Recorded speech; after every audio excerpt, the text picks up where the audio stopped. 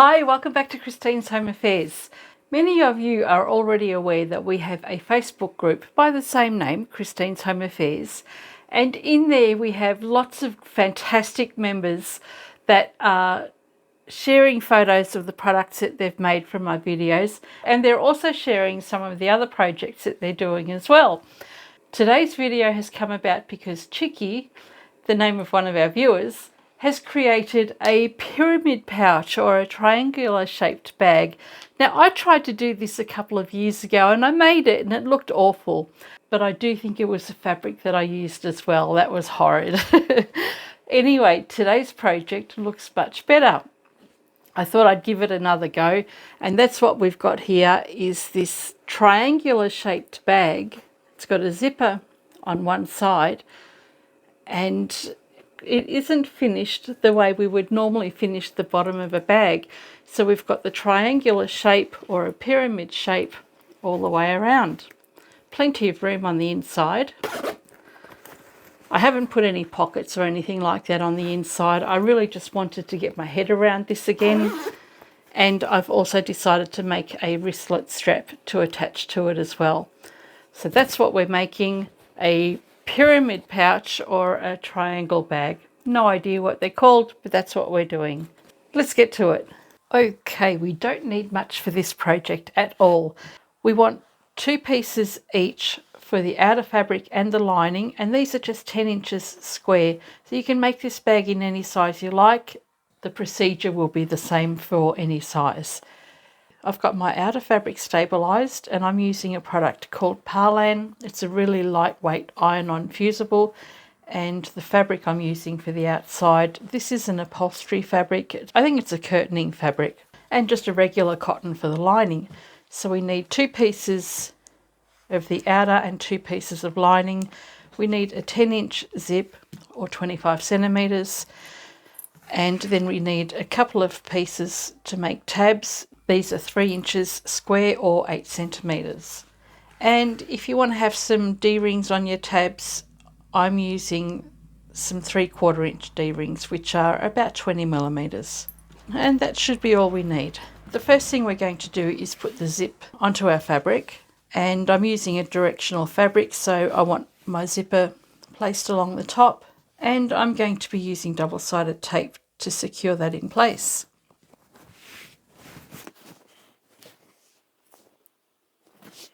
I'll also place some double-sided tape onto my lining pieces.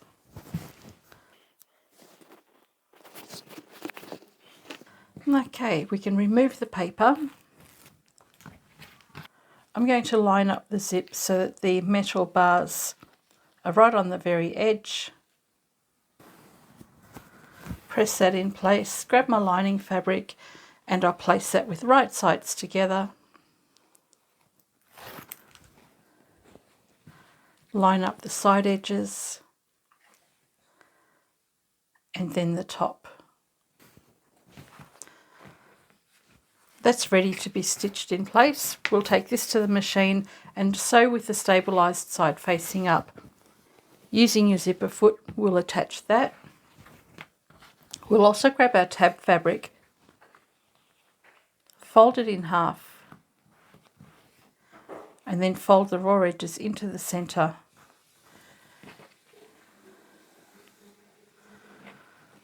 And then fold that back in again.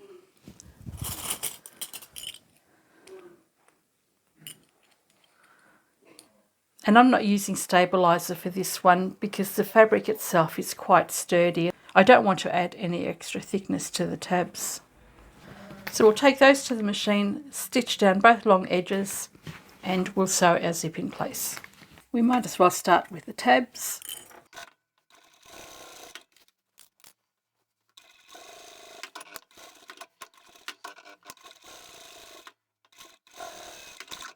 And then we'll do the zip.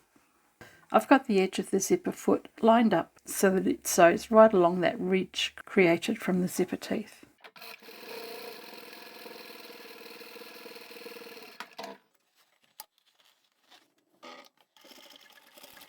Once you've done that, press your fabric away from the zip, bring the lining to the back, and we'll top stitch those layers.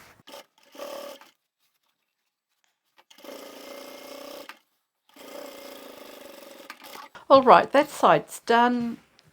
We can peel the paper off this side. Place those layers right sides together. I like to line up the side seams before I line up the top edges, and then I'll slide that on up and press that in place. And I'll do the same with the lining. Right sides together again, and we can sew that up as well. Then we'll top stitch.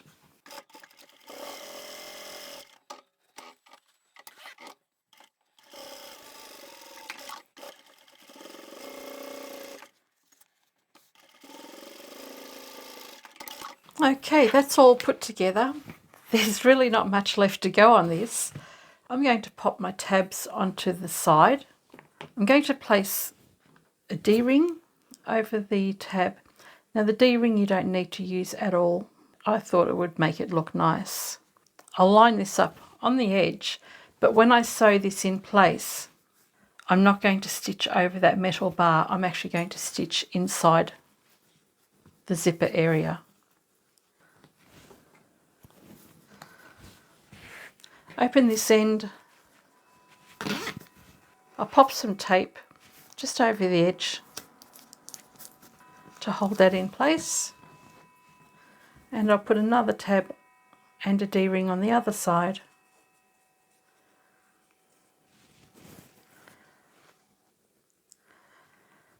And we can secure that as well. So we'll go and sew across both ends. Just be careful not to sew over the metal tabs.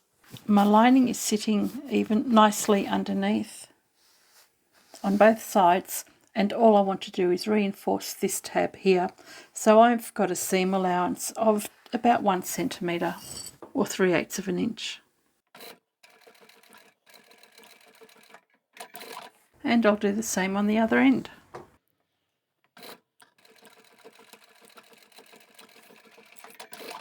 Okay, that's nicely secured in place. Now we can sew up the side seams. Make sure your zip is open from here.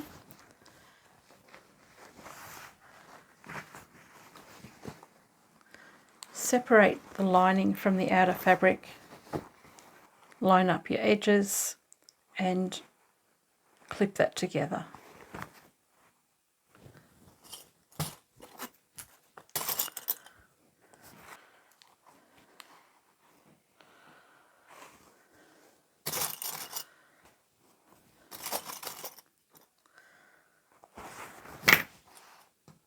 Now that that's done, I'm going to start from the bottom and sew all the way up to the center here.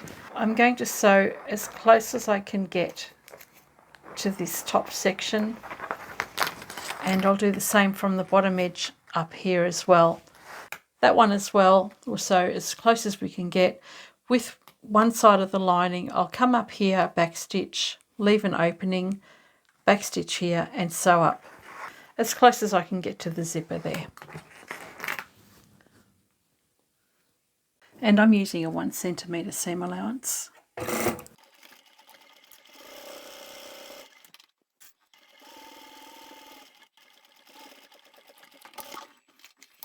I flip it over and do the same with the other side.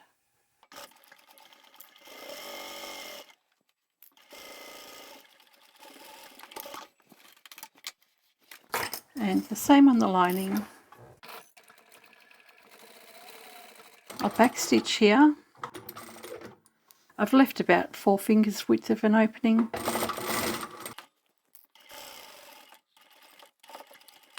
So as close as I can get to that tab.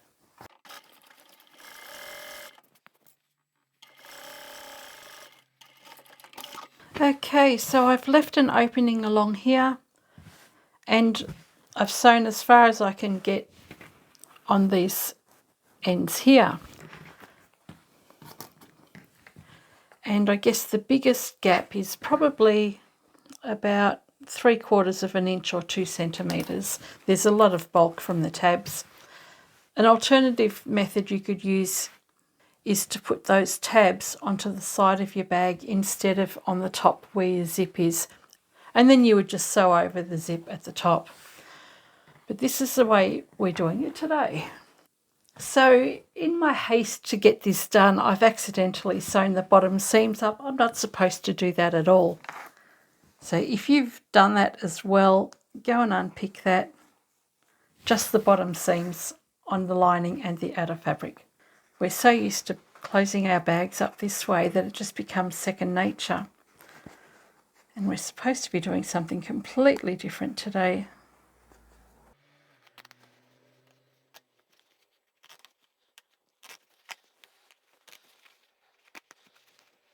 And I'll undo that lining as well. So I've unpicked all that. Now we can box the corners at the top of the bag. Let's take our outer fabric and we're going to separate the front and back. I'm making a little boxed corner on here.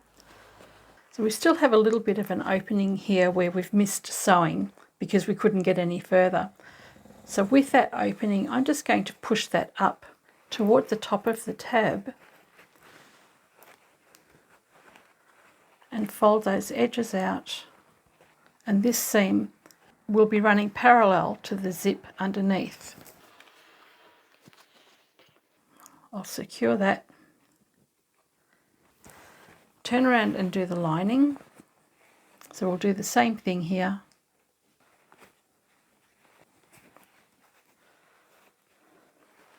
Pinch that together and then I'll pinch out the edges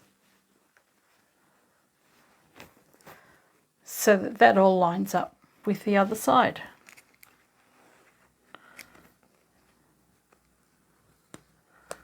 And whether you have your seams open or closed, that's up to you. I'm going to sew 2 centimeters or 3/4 of an inch from the edge of the zipper tab. I can remove that adhesive tape, that's not necessary anymore. So from the edge of the tab, it's 3/4 of an inch or 2 centimeters. And I'll do the same on this side. Grab the outer fabric, fold that out, and just push that up a little.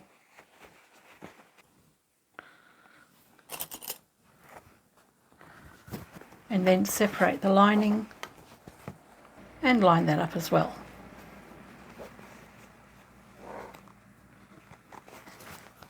So I'll do the same, 3/4 of an inch in and sew straight across.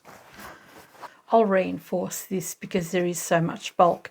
If you're using D-rings, just make sure that they're folded toward the inside of your bag.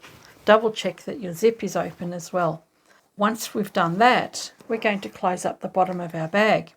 Now the bottom of our bag isn't going to be stitched across here like I did before. We're going to open that out and have our seams here connected, or line up our seams.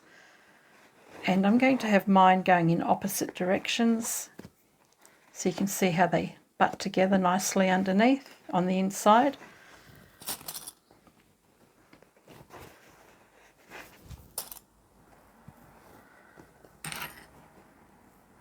Secure all of those layers.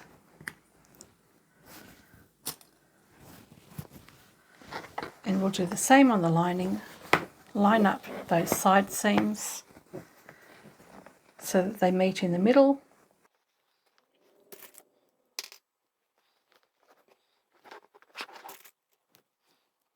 And we can close those up as well. I'll probably do quite a bit of stitching over this because of the bulk.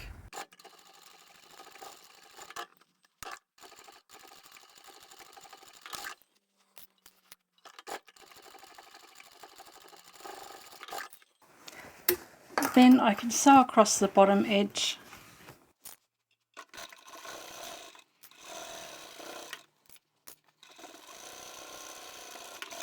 for the lining as well.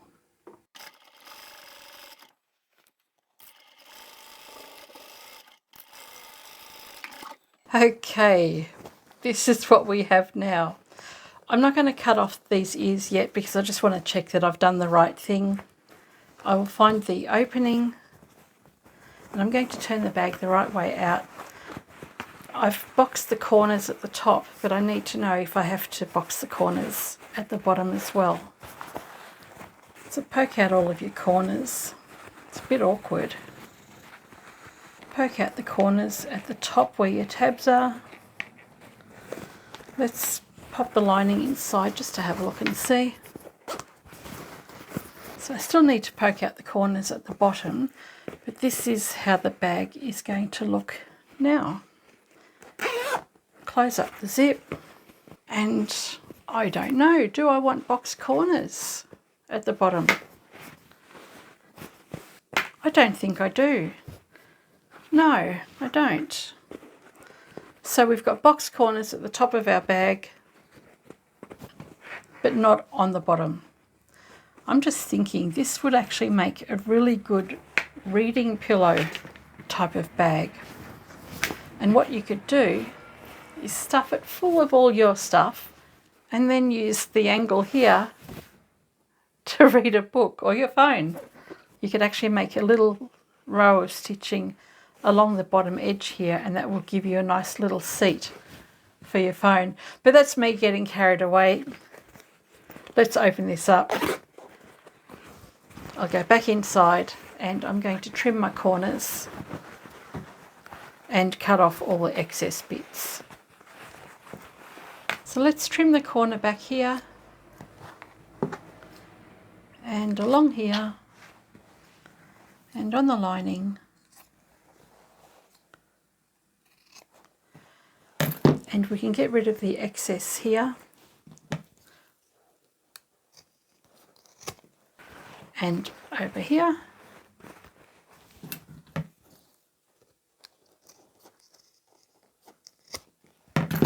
And now we can turn it back the right way.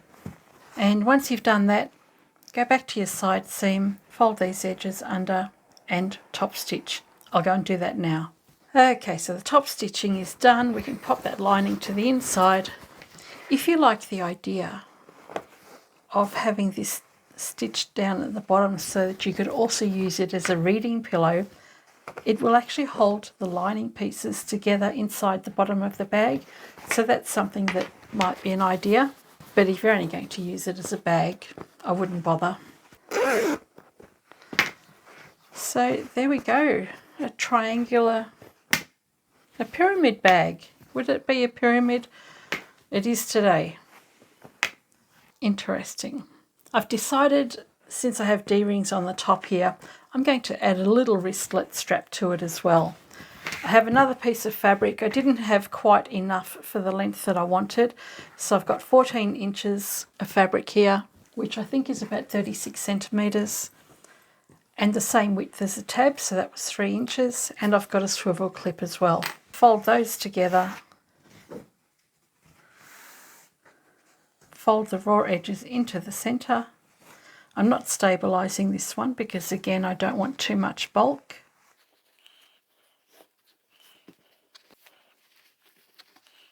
Once you've pressed that, grab your swivel clip, slide that through, and then we're going to open this out again.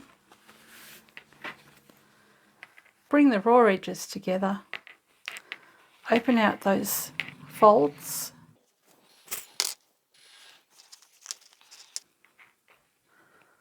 and we'll sew straight across here. Once we've done that, we'll press the seam open and then fold the layers back together again and sew down both long edges in one continuous round, making sure your swivel clip's on the inside. Press the seams open and then fold those edges back under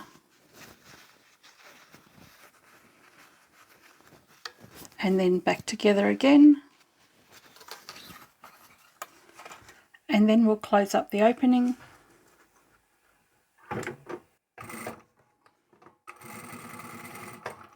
and move your swivel clip out of the way as you get to it.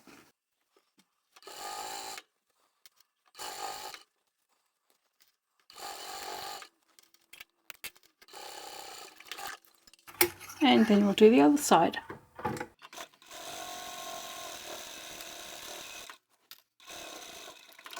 Once you've sewn that all the way around, you can line up the seam that you have on the edge of your swivel clip or on the top of your fabric or in the center. It's up to you where you line that up.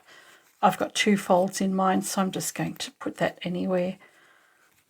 See which side looks best. Get the most of the pattern, I think. And all I'm going to do now to secure this is stitch straight across here. I'll be back. And that's done. Let's attach it to our bag. And there we have our little triangle pouch or pyramid pouch with a wristlet strap. Okay, what do you think? Really? I actually kind of like this. It's very cute. The fabric helps, of course, because as I said, the first time I tried this, it was horrendous. The fabric was very thick and stripy and it just didn't look right. This one was much better. I would do something different next time though. We've got our seams along this side and this side. Rather than putting the tabs at the top, I would actually put the tabs on the side, and that'll make it easier to sew the side seam of the bag up. You can do that in one go and it won't be as awkward or fiddly. But it still turned out fine like this as well. So whether you do it the way I've done it in the video or just put some tabs on the side, it really doesn't matter. And the addition of the wristlet strap, that was a last minute thing to do. I quite like it. I kind of like the way you can actually fill up the bag and then still use it as another bag later on that holds your phone or a little book. Even if you had all your knitting bits inside there, you could sit your pattern book on the front, follow the instructions, and you've still got everything else handy on the other side. That's just me thinking outside the triangle. Anyway, I hope you guys have enjoyed this video. Thanks so much, Chicky, for giving me the inspiration to do this one. I hope you like the way it's turned out. For anybody else that is interested in seeing what goes on our Facebook group, just hop on over and join that.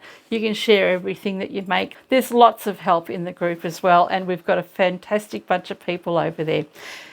I hope you've enjoyed this video, and I shall catch you next time. Bye for now.